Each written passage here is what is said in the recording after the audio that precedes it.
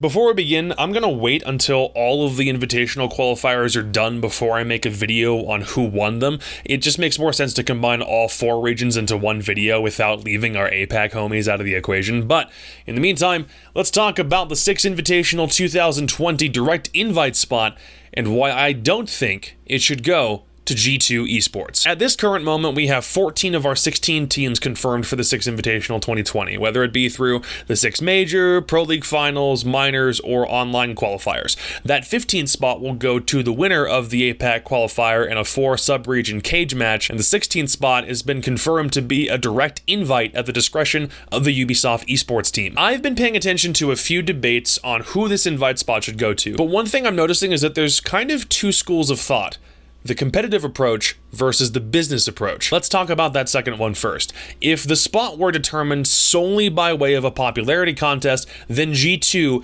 gets that spot hands down. Of any other team that's currently not in this tournament, G2 has the largest fan base, the most influential players on their roster, and has a track record of never missing a major. The smart business approach would be to give it to G2 solely because it's going to drive more viewership towards their matches whenever they play. If TSM weren't already qualified, then I'd probably make the same case for them because their matches also produce similar results. But I'm not interested in the business approach.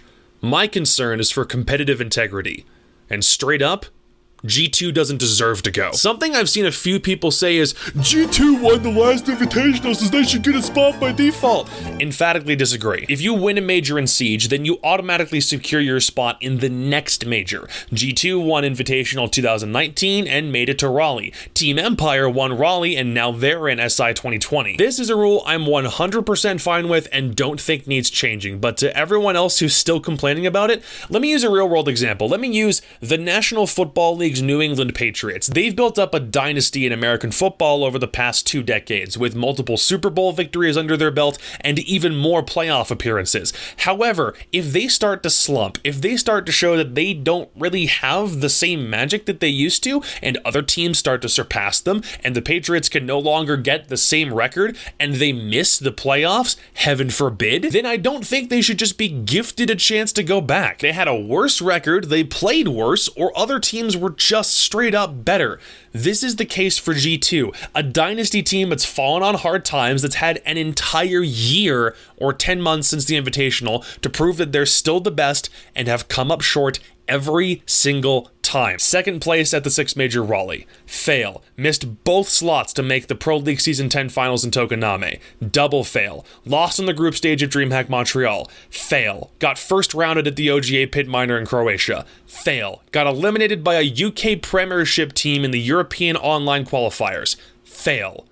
Also, M&M Gaming is now the GOAT. You have to remember, G2 has been coasting from major to major for these past 2 years just by winning all of them. They haven't had to worry about qualifying anywhere else because they've already got a secured spot. And when the time came for them to step up and prove that the roster moves that they've made in 2019 were worth it, we've seen them do nothing but fail and fail again compared to where they were at this time last year. And I don't care if they placed 3rd in 2 straight Pro League seasons. In Pro League, 3rd place equals first loser. And to everyone saying it would make a cool storyline if G2 went from coasting to SI19 to barely scraping their way in for SI20, I think it'd be a far more interesting storyline if they went from SI19's world champions to completely missing out on SI20 to then revamping their game plan and coming back hungry and looking for revenge at SI 2021. That is a far more compelling and investing storyline than just giving them a spot that they clearly haven't earned at this stage. This is what I mean when I talk about competitive integrity. If I had my way, the invite spot would be going to the runner-up of the APAC qualifier because it would mean all 4 regions that have 4 teams,